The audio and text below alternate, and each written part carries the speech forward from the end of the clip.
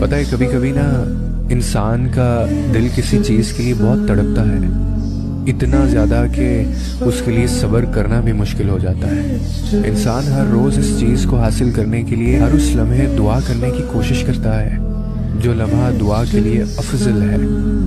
और उसकी आंखें अपनी मांगी गई दुआ के कबूल होने के इंतज़ार में हर रोज़ इधर उधर तकती रहती हैं, और ये तो भूल ही जाती हैं कि अल्लाह ने हर चीज़ को अता करने का एक मखसूस और बेहतरीन वक्त मुकर्रर कर रखा है। हमें याद रखना चाहिए कि अगर हमें किसी चीज़ को हासिल करने की इतनी चाहत है तो उस चाहत करने वाले दिल का मालिक कौन है? ये चाहत भी तो उसी रब ने दिल में डाली है ताकि तुम उसके लिए दुआ कर सको और वो तुम्हारी ख्वाहिश को बेहतरीन करके तुम तक पहुँच।